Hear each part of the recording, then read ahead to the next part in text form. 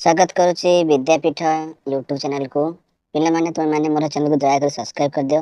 आज आम अष्टम श्रेणी द्वितीय पाठ विहंग विप्लव प्रश्न उत्तर को करबा चला। पाठ्य अंतर्गत देख मो बुझिबारे कहला निम्नलिखित प्रश्नर उपयुक्त उत्तर पाखरे तारा चिन्ह देबा। एक नंबर है माँ हलदी बसंत मुंडरे कहीं चिंता माड़ी पड़ुछि। कहला बसंत ऋतु अल्प किछि दिन मध्य चली जिवो। कहला बुढ़ा मांकड़ डाल डाल डेई हैरान करथिबारु। गहला माँ हलदी बसंत बसा तैयारी करि पारि नथिबारु। गहला मिठा पाचिला कोली गछ मानकरु सरी सरी आसु नथिबारु। तो उत्तर हबा कोन ना बुढ़ा मांकड़ डाल को डाल डेई हैरान करथिबारु। 2 नंबर है बुढ़ा मांकड़ कहा बसार छाई माड़े नाही। डामेरा काउर सागुणार गंगईर कदलपातिर। तो उत्तर हबा कोन डामेरा काउर। 3 है निम्नलिखित चढ़ई मानक मध्य केउ चढ़ई गायक जातिर कुआ मयूर हलदी बसंत बग। उत्तर लिखिबा कोन हलदी बसंत। 4 नंबर पक्षी जातिर सभ्यता संस्कृति शिल्पी मानक द्वारा बंची एक कथा किए कहिछि। मयूर बग बुलबुल काऊ। उत्तर होछि कोन काऊ। 5 नंबर समग्र वसुधा आमर जन्मभूमि आमे काहाकू पर बोली भावना। पठित गल्प एक कथा किए कहिछि। हलदी बसंत कोइली गेंडालिया कदलपाती। तो उत्तर हबा कोन हलदी बसंत। 6 नंबर चढ़ई मानक मध्य केउ चढ़ई भल लोक करी कली कजिया मेंटाई दिए। हलदी बसंत मयूर कदलपाती शंखचिल। उत्तर हबा कोन कदलपाती। 7 नंबर हलदी बसंत पई राजांक दरबार रे किए उकिलती करिथिला। काऊ कदलपाती काकतुआ घर चटिया। उत्तर कोन ना काऊ। 8 नंबर प्रथमे राजांकर केउ राय सुनी चढ़ई माने आनंद रे बोबई उठिले। कहला हलदी बसंत को आउ थरे बसा तैयारी करबा को निर्देश देबो। बुढ़ा मांकड़ को हलदी बसंतर बसा तैयारी करबा को निर्देश देबा। दोषी बुढ़ा मांकड़ को कठिन दंड दिया जिवो। बुढ़ा मांकड़ को बन रे केही कथा कहिबे नाही। उत्तर कोन ना दोषी बुढ़ा मांकड़ को कठिन दंड दिया जिवो। 9 नंबर राजा निज राय बदली देबार कारण कोन। मंत्री सुगाळर परामर्श जोगु। बुढ़ा मांकड़ कई कई होई कांदी पकेबा जोगु। चढ़ई कूल को दुर्बल बोली भाबी देबा जोगु। लांच स्वरूप गोटे पाचिला पणसर लोभ जोगु। उत्तर लिखिबो कोन लांच स्वरूप गोटे पाचिला पणसर लोभ जोगु। 10 नंबर केउथि पई चढ़ई माने आहुरी रागी जाई राजा मंत्री और राजा कर्मचारी माने खुंपिबारे लागिले। लांच खाई राजन्याय प्रदान करबा हेतु पक्षी बाहिनी राजा को बन रे शासक रूपे मानु नथिबारु राजा सहित सुगाल महामंत्री पाचिला पणस को खाउथिबार देखि बुढ़ा मांकड़ भल्लुक महाराजा को पणस खोसा खुआइबा देखि। तो उत्तर लिखिबो कोन घ जोटा कि बुढ़ा मांकड़ भल्लुक महाराजा को पणस खोसा खुआइबा देखि। कहला तुम सांग माने भिन्न भिन्न उत्तर बाछि थाई पारंती। तुम उत्तर गुड़िक दल आलोचना करी ठीक उत्तर निर्णय कर। एटा तुम निजे करिवो। तबे देला मिलिमिशि जोड़िबा। कहला पठित पाठर निम्न रे केते गुड़िए वाक्य दिया जायछि। प्रत्येक वाक्य पई दुईटी लेखाए अर्थसूचक वाक्य दिया जायछि। तुमे तुम दलर सांग मानक सह आलोचना करी सबठार उपयुक्त अर्थ प्रकाश करथिबा वाक्य सहित रेखा चिन्ह द्वारा संयोग कर। एपटे वाक्य देछि एपटे तार अर्थ देछि। एई जो प्रथम प्रश्न देला कोन जेते काकुति मिनति कहिले भी बुढ़ा मांकड़ ता कथा सुनिबाकू नाही। यार उत्तर हबो कोन हलदी बसंत ता बसा न भांगिबाकू अनुरोध कले मध्य बुढ़ा मांकड़ ता कथा केबे हेले मानु नथिला। 2 नंबर हैला सेति पई तो बुढ़ा मांकड़ आम बसार छाई माडे नाही। तार उत्तर होछि कोन ना डामेरा काऊ आक्रमण रो भय करी बुढ़ा मांकड़ काउर बसा पाखकू जाए नाही। 3 नंबर हैला आजिकाली तुम मानकर कचे बार।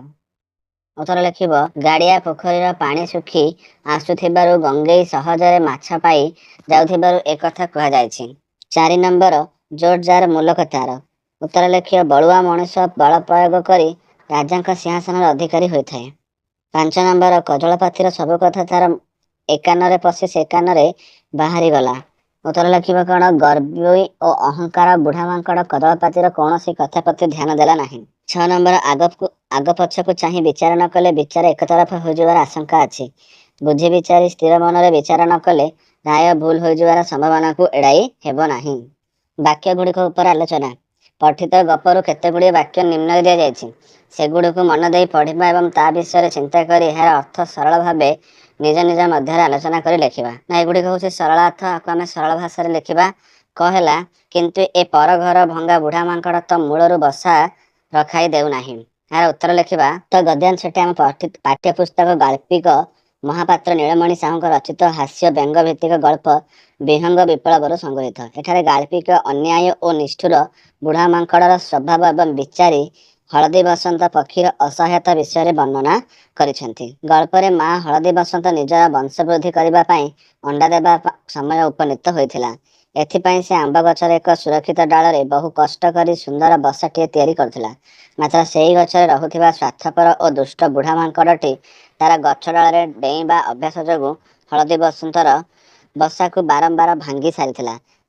ମାଙ୍କଡ଼ର ଏଭଳି ଅତ୍ୟାଚାର ଯୋଗୁଁ ହଳଦୀ ବସନ୍ତ ନିଜର ଆଶ୍ରୟ ହରାଇ ଗଭୀର ଚିନ୍ତାରେ ବୁଡ଼ି ରହିଥିଲା।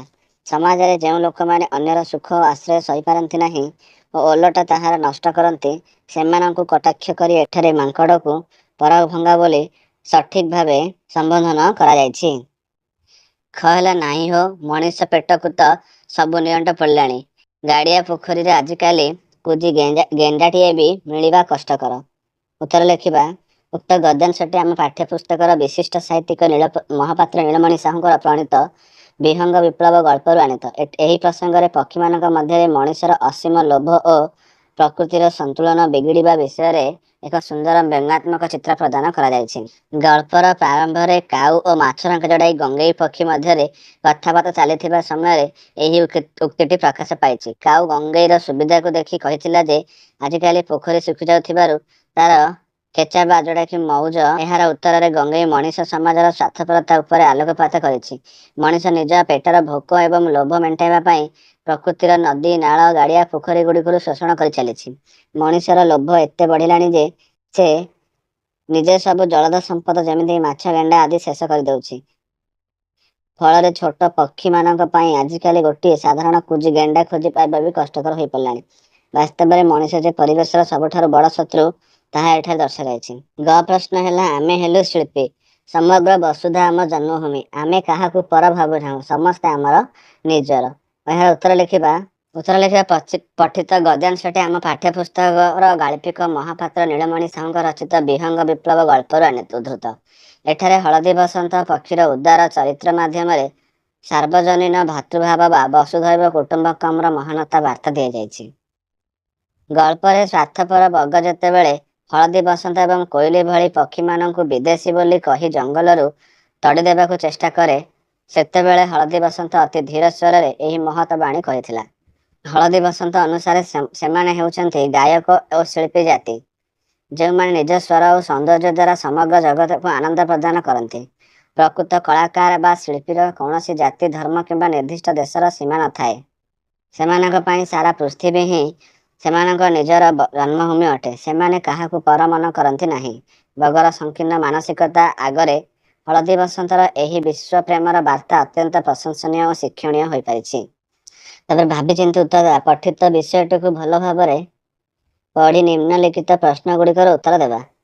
କ ହେଲା, ହଳଦୀ ବସନ୍ତ ଦୁଃଖରେ କାହିଁକି କାନ୍ଦି ପକାଇଲା? ଉତ୍ତର ଲେଖିବ। ବସନ୍ତ ଋତୁ ଆସିଯାଇଥିବାରୁ ମା ହଳଦୀ ବସନ୍ତର ଅଣ୍ଡା ଦେବା ସମୟ ଉପନୀତ ହୋଇଥିଲା। ମାତ୍ର ସେହି ଗଛ ଡାଳରେ ଏକ ଦୁଷ୍ଟ ବୁଢ଼ା ମାଙ୍କଡ଼ ବାରମ୍ବାର ଡେଇଁ ତାର ବସାକୁ ଭାଙ୍ଗି ଦେଉଥିବାରୁ ସେ ନିଜର ବଂଶରକ୍ଷା ଓ ଆଶ୍ରୟକୁ ନେଇ ଚିନ୍ତିତ ଥିଲା। ଏହି କାରଣରୁ ହଳଦୀ ବସନ୍ତ ଦୁଃଖରେ କାନ୍ଦି ପକାଇଲା। ଖ ହେଲା, କୁଆମାନେ କିପରି ଅନ୍ୟାୟର ପ୍ରତିରୋଧ କରନ୍ତି? ଉତ୍ତର ଲେଖିବ। କୁଆମାନେ ବହୁତ ସଂଗଠିତ ଏକତାବଦ୍ଧ ଜୀବ। ଯଦି କେହି ସେମାନଙ୍କ ପ୍ରତି କୌଣସି ଅନ୍ୟାୟ କରେ କିମ୍ବା କାହାରି ବସା ଭାଙ୍ଗିବାକୁ ଚେଷ୍ଟା କରେ, ତେବେ ସାରା ଜାତିର କୁଆ ଏକାଠି ହୋଇ ରଡ଼ି ଛାଡ଼ନ୍ତି ଏବଂ ଦଳଗତ ଭାବେ ନିଜ ମୁନିଆ, ଥଣ୍ଟ ଓ ନଖରେ ଝାମ୍ପ ମାରି ଅପରାଧୀକୁ ଅସ୍ତବ୍ୟସ୍ତ କରି ଅନ୍ୟାୟର ପ୍ରତିରୋଧ କରନ୍ତି। ହେଲା, ଗଙ୍ଗେଇ କେଉଁ ପରିବେଶ ଦେଖି ହଳଦୀ ବସନ୍ତକୁ ଗୀତ ଗାଇବାକୁ କହିଲା? ଉତ୍ତର ଲେଖିବ। ବସନ୍ତ ଋତୁର ଆଗମନରେ ଚାରିଆଡ଼େ ଉଷ୍ମ ପବନ ବହୁଥିଲା। ଗଛଗୁଡ଼ିକ ନୂଆ ପତ୍ର ଓ କୁଢ଼ କୁଢ଼ ବଉଳରେ ସଜେଇ ହୋଇ ପ୍ରକୃତି ଅତି ମନୋରମ ଦେଖାଯାଉଥିଲା। ଏହି ସୁନ୍ଦର ପରିବେଶକୁ ଦେଖି ଗଙ୍ଗେଇ ହଳଦୀ ବସନ୍ତକୁ ଗୀତ ବୋଲିବାକୁ କହିଲା। ଘ ପ୍ରଶ୍ନ ହେଲା, ବିଦେଶୀ ଚଢ଼େଇମାନଙ୍କ ପ୍ରତି ବଗର କେଉଁ ଧାରଣା ଥିଲା? ଉତ୍ତର ଲେଖିବ। ବିଦେଶୀ ଚଢ଼େଇ ଯୋଡ଼ାକି ହଳଦୀ ବସନ୍ତ ଓ କୋଇଲିମାନଙ୍କ ପ୍ରତି ବଗର ଏକ ସଂକୀର୍ଣ୍ଣ ଓ ଈର୍ଷାପରାୟଣ ଧାରଣା ଥିଲା। ବଗ ଭାବୁଥିଲା ଯେ ସେମାନେ କେବଳ ସୁଖ ସମୟରେ ବସନ୍ତ ଋତୁରେ ମଉଜ କରିବାକୁ ଆସନ୍ତି ଏବଂ ଦେଶର ଫଳ ପାକଳ ଖାଇ ସାରି ଦୁର୍ଦିନ ଆସିଲେ ପଳାଇ ଯାଆନ୍ତି। ତେଣୁ ସେମାନଙ୍କର ଏହି ଜଙ୍ଗଲ ଉପରେ କୌଣସି ଅଧିକାର ନାହିଁ। କଜଳପାତିକୁ ଚଢ଼େଇମାନେ ଭୟ ଓ ଶ୍ରଦ୍ଧା କରିବାର କାରଣ କ'ଣ?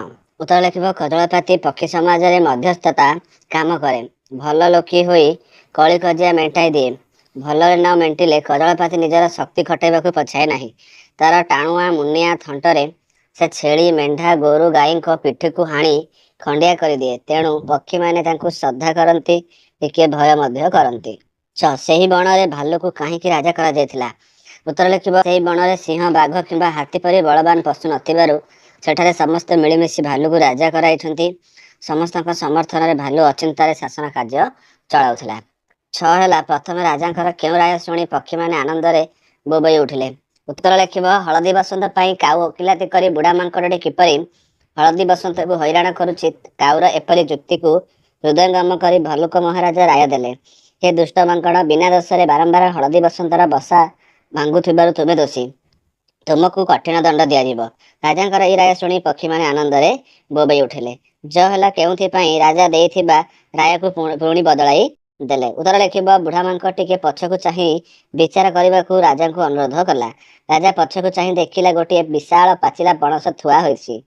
ଅର୍ଥାତ୍ ନିଜ ସପକ୍ଷରେ ରାୟ ଦେବା ପାଇଁ ବୁଢ଼ା ମାଙ୍କଡ଼ଟି ଲାଞ୍ଚ ସ୍ୱରୂପ ପାଚିଲା ପଣସକୁ ରାଜାଙ୍କ ସିଂହାସନ ପଛପଟେ ଥୋଇ ଦେଇଛି। ପଣସ ଦେଖି ରାଜାଙ୍କ ମନ ବଦଳିଗଲା। ପଣସ ଖାଇବା ଲୋଭରେ ସେ ସଙ୍ଗେ ସଙ୍ଗେ ବିଚାର ବଦଳାଇ ଦେଇ ରାୟ ବଦଳାଇ ଦେଇ ହଳଦୀ ବସନ୍ତକୁ ଦୋଷୀ ବୋଲି ଘୋଷଣା କଲେ। ହେଲା ଘର ଚଟିଆ ରାଜଦରବାରରେ ସମସ୍ତ ଖବର କିପରି ଜାଣିପାରିଥିଲା? ଉତ୍ତର ଲେଖିବ ଘର ଚଟିଆ ରାଜାଙ୍କ ସିଂହାସନ ପଛ କାନ୍ଥକୁରାରେ ବସା କରିଥାଏ। ତେଣୁ ସେ ରାଜ ଦରବାରର ସମସ୍ତ ଖବର ଜାଣିପାରୁଥିଲା। ଏହି ଗପରେ କାହାର ଚରିତ୍ର ତୁମକୁ ବେଶୀ ଭଲ ଲାଗୁଛି? ଉତ୍ତର ଲେଖିବ ଏହି ଗପରେ କାଉ ଘରଚଟିଆ କଜଳପାତି ଚରିତ୍ର ବେଶୀ ଭଲ ଲାଗୁଛି। ହେଲା ଚଢ଼େଇମାନେ ରାଜାଙ୍କ ଅନ୍ୟାୟ କାର୍ଯ୍ୟ ଜାଣିପାରି କ'ଣ କରିବାକୁ ସ୍ଥିର କଲେ? ଉତ୍ତର ଲେଖିବ ଚଢ଼େଇମାନେ ରାଜାଙ୍କ ଅନ୍ୟାୟ କାର୍ଯ୍ୟ ଜାଣିପାରି ସେମାନେ ସମସ୍ତେ ଏକାଠି ହୋଇ ସଭା କଲେ, ବସି ସ୍ଥିର କଲେ ଯେ ସମସ୍ତେ ମିଶି ଏଭଳି ଲାଞ୍ଚୁଆ ରାଜା ଓ ମନ୍ତ୍ରୀଙ୍କୁ ଆକ୍ରମଣ କରିବେ ଓ ସିଂହାସନରୁ ତଡ଼ିଦେବେ। ହେଲା ବିହଙ୍ଗ ବିପ୍ଳବ ଗପରୁ କେଉଁ ଶିକ୍ଷା ମିଳେ? ଉତ୍ତର ଲେଖିବ ଏହି ଗଳ୍ପରେ ମିଳିମିଶି କାର୍ଯ୍ୟ କରି ଅନ୍ୟାୟ ଅତ୍ୟାଚାର ପ୍ରତିବାଦ କରିବା, ଲାଞ୍ଚ ନେଉଥିବା ଲୋକକୁ ଏକତ୍ର ହୋଇ ଉପଯୁକ୍ତ ଶାସ୍ତି ଦେବା, ଦୁର୍ବଳ ପ୍ରତି ହେଉଥିବା ଅତ୍ୟାଚାରକୁ ବିରୋଧ କରି ତାଙ୍କୁ ନ୍ୟାୟ ପ୍ରଦାନ କରିବା ତଥା ଦୁଷ୍ଟ ଚରିତ୍ରମାନଙ୍କୁ ଦମନ କରିବାର ସାହସ ସାମର୍ଥ୍ୟକୁ ପରିପ୍ରକାଶ କରିବା ଇତ୍ୟାଦି ଶିକ୍ଷା ମିଳିଥାଏ। ସର୍ବୋପରି ମିଳିମିଶି କାର୍ଯ୍ୟ କଲେ ବିପଦ ନ ପଡ଼ଇ ଭଲେ, ଏହି ଶିକ୍ଷା ମିଳିଥାଏ। ଅନୁମାନ ଓ କଳ୍ପନା ସାଙ୍ଗମାନଙ୍କ ସହିତ ଆଲୋଚନା କରିବ। ହେଲା ହଳଦୀ ବସନ୍ତ ତୁମ ଘର ତାଜା ଉପରେ ବସା ବାନ୍ଧିଥିଲେ ତୁମେ କ'ଣ କରିଥାନ୍ତ? ଉତ୍ତର ଲେଖିବ ହଳଦୀ ବସନ୍ତ ତାଜା ଉପରେ ଘର କରିଥିଲେ ତାକୁ ବିଭିନ୍ନ ପ୍ରକାର କୋଳି ଦେଇଥାନ୍ତୁ, ତାର ସୁରକ୍ଷା କଥା ଚିନ୍ତା କରିଥାନ୍ତୁ। 2 ହେଲା ବୁଢ଼ା ମାଙ୍କଡ଼ ଦୁଷ୍ଟ ଓ ଗର୍ବୀ ହୋଇନଥିଲେ କ'ଣ ଭଲ ହୋଇଥାନ୍ତା? ଉତ୍ତର ଲେଖିବ ବୁଢ଼ା ମାଙ୍କଡ଼ ଦୁଷ୍ଟ ଓ ଗର୍ବୀ ହୋଇନଥିଲେ ହଳଦୀ ବସନ୍ତର ବସାଟି ସୁନ୍ଦର ଓ ସୁରକ୍ଷିତ ହୋଇଥାନ୍ତା। 3 ନମ୍ବର ହେଲା ଗାଡ଼ିଆ ପୋଖରୀରେ କେଉଁ ପରିସ୍ଥିତିରେ ଗଙ୍ଗେଇ କେଚାବାର ହୋଇପାରିଥାନ୍ତା? ଉତ୍ତର ଲେଖିବ ଲୋକମାନେ ଯଦି ସବୁ ମାଛ ଧରି ନେଉନଥାନ୍ତେ ଗଙ୍ଗେଇର କେଚାବାର ହୋଇପାରିଥାନ୍ତା। 4 ନମ୍ବର ବିଦେଶୀମାନେ ତୁମର ଅତିଥି ହେଲେ ତୁମେ ତାଙ୍କ ପ୍ରତି କିପରି ବ୍ୟବହାର ପ୍ରଦର୍ଶନ କରିବ? ଉତ୍ତର ଲେଖିବ ବିଦେଶୀମାନଙ୍କ ପ୍ରତି ଉତ୍ତମ ବ୍ୟବହାର କରିଥାନ୍ତୁ, ତାଙ୍କ ଖାଦ୍ୟ ପେୟ ବାସସ୍ଥାନର ସୁବନ୍ଦୋବସ୍ତ କରିଥାନ୍ତୁ। 5 ନମ୍ବର ବଗର କି ସ୍ୱଭାବ ହୋଇଥିଲେ ତାକୁ ସବୁ ଚଢ଼େଇ ଆଦର କରିଥାନ୍ତେ। ବଗର ସମସ୍ତଙ୍କୁ ନିଜର କରିବା ବା ଆପଣାର ଭାବିବାର ସ୍ୱଭାବ ହୋଇଥିଲେ ଭଲ ହୋଇଥାନ୍ତା।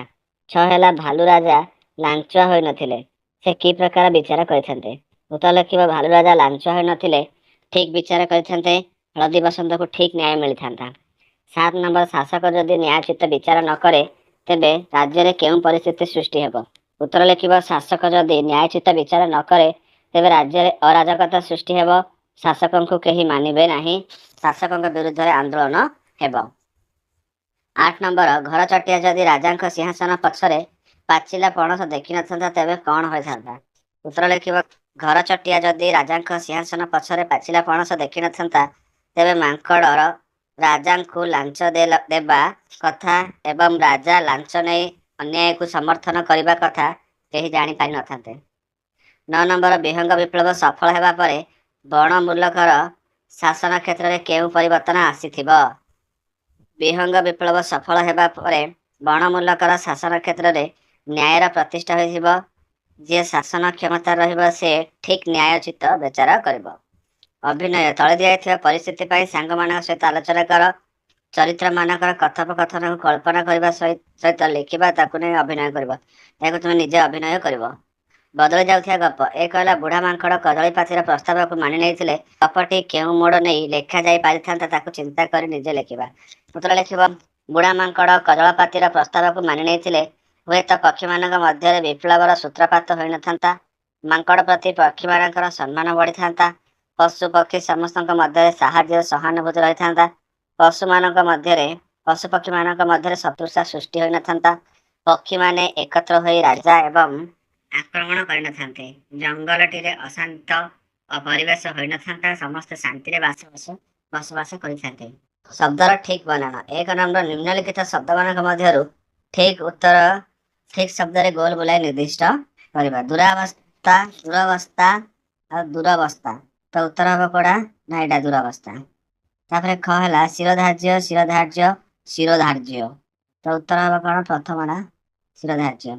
ଭର୍ତ୍ସନା ତ ଦ୍ୱିତୀୟଟା ହେବ କଣ? ଠିକ୍। ଅସ୍ତବ୍ୟସ୍ତ ଅସ୍ତବ୍ୟସ୍ତ। ତ ପ୍ରଥମଟା ହେବ କଣ? ଅସ୍ତବ୍ୟସ୍ତ। ଠିକ୍। ଦୁର୍ଦ୍ଦଶା ପ୍ରଥମଟା ହେବ ଠିକ୍। ବିଶେଷ୍ୟ ବିଶେଷଣର ମେଳ। ବୁଢ଼ା ମାଙ୍କଡ଼ କୁନୁକୁନି ଥଣ୍ଟ। ଉପରଲିଖିତ ଯୋଡ଼ାପଦ ମାନଙ୍କରେ 2ଟି ଲେଖାଏଁ ପଦ ଯୋଡ଼ି ହୋଇଛନ୍ତି। ସେଥିମଧ୍ୟରୁ ପ୍ରଥମ ରେଖା ଚିହ୍ନିତ ପଦ ଦ୍ୱିତୀୟ ପଦକୁ ବିଶେଷିତ କରୁଥିବାରୁ ସେହି ପଦକୁ ବିଶେଷଣ ପଦ ଓ ପର ପଦକୁ ବିଶେଷ୍ୟ ପଦ କୁହାଯାଏ। ଏହିପରି କେତେକ ଶବ୍ଦ ପଠିତ ଗପରୁ ଖୋଜି ସଂଗ୍ରହ କରିବା ଏବଂ ସାଙ୍ଗମାନଙ୍କ ସହିତ ଆଲୋଚନା କରିବା ଏବଂ ଲେଖିବା। ଯେମିତିକି କୁଜିଗେଣ୍ଡା, ସୁନ୍ଦର ପବନ, ଧାର୍ମିକ ବ୍ୟକ୍ତି, ଗଉଆ ମାଙ୍କଡ଼, କଣ୍ଟକ ଜିହ୍ବା ଭଲ୍ଲୁକ, ହୀନବୁଦ୍ଧି ଜମ୍ବୁକ, ତୀକ୍ଷ୍ଣଦାନ୍ତ ବୁକ, ଆରକ୍ତ ନୟନ, ଦୁଷ୍ଟ ମାଙ୍କଡ଼, ପାଚିଲା ପଣସ, ଅହଙ୍କାରୀ ହଳଦୀ ବସନ୍ତ, ନିର୍ବୋଧ କାକ, ବୁଦ୍ଧିମାନ କାଉ, ଟିକି ଟିକି ଡେଣା, ଲାଞ୍ଚୁଆ ରାଜା, ଲୋମସ ଦେହ, ଲାଞ୍ଚଖିଆ ରାଜା, ଏମିତି ଅନେକ ଅଛି। ଆଉ ତୁମେ ଲେଖିପାରିବ। କହିବାର ଢଙ୍ଗ ବା ଶୈଳୀ। ତଳେ ଦିଆଯାଇଥିବା ବାକ୍ୟଗୁଡ଼ିକରେ ଥିବା ରେଖା ଚିହ୍ନିତ ପଦଗୁଡ଼ିକ ଧ୍ୟାନର ସହିତ ପଢ଼। ଏହାର ଆକ୍ଷରିକ ଅର୍ଥଠାରେ ପ୍ରକାଶିତ ନ ହୋଇ ଅଲଗା ଅର୍ଥ ପ୍ରକାଶିତ ହେଉଛି, ତେଣୁ ଏହାକୁ ରୂଢ଼ି ବୋଲି କୁହାଯାଏ। ବୁଢ଼ା ମାଙ୍କଡ଼ ମନ୍ତ୍ରୀଙ୍କୁ ହାତ କରି ସିଂହାସନ ପଛପଟେ ଗୋଟିଏ ପାଚିଲା ପଣସ ଲାଞ୍ଚ ସ୍ୱରୂପ ରଖି ଦେଇଥିଲା। ହାତ କରିବାର ଅର୍ଥ କଣ? ନିଜ ପକ୍ଷକୁ ଆଣିବା। ସେଇଥିପାଇଁ ତ ବୁଢ଼ା ମାଙ୍କଡ଼ ଆମ ବସାର ଛାଇ ମାଡ଼େ ନାହିଁ ଅର୍ଥ କଣ? ପାଖକୁ ଯାଏନି। ପୁନଶ୍ଚ ହାତ କରିବା ରୂଢ଼ି ପରି ଆଉ କେତେ ରୂଢ଼ି ହେଲା। ନାଁ କରିବା ମାନେ କଣ? ଖ୍ୟାତି ଲାଭ କରିବା, ବିଖ୍ୟାତ ହେବା। ଦେଶ ସେବା କରି ଗୋପବନ୍ଧୁ ନାଁ କରିଥିଲେ। ଚଳୁ କରିବା, ସବୁ ଶେଷ କରିଦେବା। ଲୋକଟି ଯଜ୍ଞ ପାଇଁ ସଂଗୃହୀତ ପାଣ୍ଠିକୁ ଚଳୁ କରିଦେଲା। ସେମିତି ହାତ କରିବା ତ ଆମେ ଆଗରୁ କରିଛନ୍ତି, ତଥାପି ଆୟତ୍ତ କରିବା। ମକଦ୍ଦମାରେ ଜିତିବା ପାଇଁ କେଳୁ ମହାନ୍ତି ଅପର ପକ୍ଷର ସାକ୍ଷୀକୁ ଲାଞ୍ଚ ଦେଇ ହାତ କରିବାକୁ ବସିଛି। ତିଳକୁ ତାଳ କରିବା, ଛୋଟକୁ ବଡ଼ କରି ପ୍ରଚାର କରିବା। ରାଧୁଆ କଥାରେ ବିଶ୍ୱାସ ନାହିଁ, ସେ ତିଳକୁ ତାଳ କରିବାରେ ସିଦ୍ଧହସ୍ତ। ବଣର ପଶୁପକ୍ଷୀ। ଏହି ଗପରେ ବଣର କେତେକ ପଶୁପକ୍ଷୀ ମଣିଷ ଭଳି କଥାବାର୍ତ୍ତା କରିଛନ୍ତି। ତୁମେ ସେହି ପ୍ରାଣୀମାନଙ୍କର ଏକ ସୂଚୀ ତିଆରି କର। ସେମାନେ ମଣିଷମାନଙ୍କ ଭଳି କଣ କଣ କହିଛନ୍ତି ତାହା ଲେଖ। ଉଦାହରଣକ ମା ହଳଦୀ ବସନ୍ତ। ସେଇ ନିଆଁଜଳା ବୁଢ଼ା ମାଙ୍କଡ଼କୁ ଜବତ କରିବା ପାଇଁ କଣ ଏଠି କେହି ନାହିଁ? ଏହିପରି ଅନେକ ପଶୁପକ୍ଷୀର ଚରିତ୍ରରେ ମଣିଷର କୁହା କଥା ବର୍ଣ୍ଣନା କରାଯାଇଛି, ଯାହାକି ତୁମର ସ୍କ୍ରିନରେ ଆସୁଛି। ତୁମେ ତାକୁ ଭଲ ଭାବରେ ଦେଖ, ନିଜ ଖାତାରେ ଲେଖ। ବାଦ ବିବାଦ। ଭାଲୁ ମହାରାଜାଙ୍କର ଦ୍ୱିତୀୟ ରାୟ ଠିକ୍। ଶ୍ରେଣୀ ଥିବା ଅଧେ ପିଲେ ଏହି ବାକ୍ୟଟିର ସପକ୍ଷ ତର୍କ କରିବେ, ଅବଶିଷ୍ଟ ପିଲେ ବିକ୍ଷେପରେ କହିବେ। ଶେଷରେ ଠିକ୍ କଥା ହିଁ ସ୍ଥିର କରାଯିବ। କେବଳ ଶ୍ରେଣୀଗୃହରେ ଶିକ୍ଷକ ଶିକ୍ଷୟିତ୍ରୀଙ୍କ ଉପସ୍ଥିତିରେ ଆଲୋଚନା କର। ଏହା ନିଜେ ଶ୍ରେଣୀଗୃହରେ କରିବ। ଗପ ରଚନା। ସେଇ ନିଆଁଗିଳା ବୁଢ଼ା ମାଙ୍କଡ଼କୁ ଜବତ କରିବା ପାଇଁ କଣ ଏଠି କେହି ନାହିଁ? ଅର୍ଥ, ଏଠାରେ ମା ହଳଦୀ ବସନ୍ତ କ୍ରୋଧରେ ଜର୍ଜରିତ ହୋଇ ତାର ଅସୁବିଧାର ପ୍ରତିକାର ପାଇଁ ଚିନ୍ତା ବ୍ୟକ୍ତ କରିଛି। ଏହାପରେ ମାଙ୍କଡ଼ ଅତ୍ୟାଚାରୀକୁ ରକ୍ଷା କରିବା ପାଇଁ ଉପାୟ ଖୋଜା ଯାଇଛି। ପଠିତ ଗପରେ ଏଇଭଳି ବିଶେଷତ୍ୱ ଥିବା ବାକ୍ୟ 2ଟି ଲେଖିବ। ଏମାନେ ଜନ୍ମଭୂମିର ଖରା ବର୍ଷା ସହିବେ ନାହିଁ, ଶୀତ ସହିବେ ନାହିଁ। ଏଇ ବସନ୍ତ ଋତୁ ଆସିଲେ ଦଳ ଦଳ ହୋଇ ନାନା ଢଙ୍ଗ ଦେଖାଇ ଆମ ଆହାର ଉପରେ ଭାଗ ବସାଇବେ। ଏମାନଙ୍କର ଭଲା ଜନ୍ମଭୂମି ପ୍ରତି ମମତା ଅଛି। ଅର୍ଥ କଣ? ଏଠାରେ ହଳଦୀ ବସନ୍ତ ଦୁଃଖର କାଉ ସମଦୁଃଖୀ ହୋଇ ତା ଦୁଃଖ କିପରି ଦୂର ହୋଇପାରିବ ଚିନ୍ତା କରୁଥିବା ବେଳେ ସେମାନଙ୍କଠାରୁ କିଛି ଦୂରରେ ବସିଥିବା ବଗ କୌଣସି ପ୍ରତିକ୍ରିୟା ପ୍ରକାଶ କରୁନଥାଏ। ଏକଥା ଦେଖି କାଉ ତାକୁ ଗର୍ବୀ ଅହଙ୍କାରୀ କହି ଭର୍ତ୍ସନା କରିବାରୁ ବଗ ସହି ନ ପାରି କିଛି କହିଛି। କୋଇଲି, ହଳଦୀ ବସନ୍ତ ପ୍ରଭୃତି ଶିଳ୍ପୀମାନଙ୍କ ପାଇଁ ତାର ତିଳେ ହେଲେ ଦୟା ନାହିଁ, କାରଣ ସେମାନେ ହେଲେ ବିଦେଶୀ। ଜନ୍ମଭୂମିର ଖରା, ବର୍ଷା, ଶୀତ ସହନ୍ତି ନାହିଁ। ବସନ୍ତ ଋତୁ ଆସିଲେ ଏମାନେ ଦଳ ଦଳ ହୋଇ ଉଡ଼ି ଆସନ୍ତି। ସେମାନଙ୍କ ରଙ୍ଗ ଢଙ୍ଗ ଦେଖାନ୍ତି, ଆଉ ଆମମାନଙ୍କର ଆହାରରେ ଭାଗ ବସାନ୍ତି। ଏମାନଙ୍କର ମାତୃଭୂମି ପ୍ରତି ମମତା ନାହିଁ, ତେଣୁ ଏମାନଙ୍କୁ ସାହାଯ୍ୟ କରିବା ଉଚିତ ନୁହେଁ। ଆଉ ଗୋଟେ ହେଇପାରିବ, ଆମେ ହେଲୁ ଶିଳ୍ପୀ, ସମଗ୍ର ବସୁଧା ଆମ ଜନ୍ମଭୂମି। ଆମେ କାହାକୁ ପର ଭାବୁନାହୁଁ, ସମସ୍ତେ ଆମ ନିଜର। ଅର୍ଥ, ଏଠାରେ ହଳଦୀ ବସନ୍ତ ବଗର ତାତ୍ସଲ୍ୟ କଥା ସହ୍ୟ କରି ନ ପାରି ତାର ଧୀର ସ୍ୱଭାବରେ ବଗକୁ କହିଛି, ଆମେ ହେଲୁ ଶିଳ୍ପୀ ଜାତି, ଅର୍ଥାତ୍ ସୁଲଜିତ କଣ୍ଠରେ ଗୀତ ବୋଲି ସମସ୍ତଙ୍କୁ ଖୁସି କରାଇବା ଆମର କାମ। ଆମେ କାହାକୁ ପର ବୋଲି ଭାବୁନାହୁଁ, ସମସ୍ତେ ଆମ ନିଜର। ସାରା ବସୁଧା ହେଉଛି ଆମ ଜନ୍ମଭୂମି, ତେଣୁ ତୁମେ ଆମକୁ ବିଦେଶୀ ଭାବିବା ଠିକ୍ ନୁହେଁ।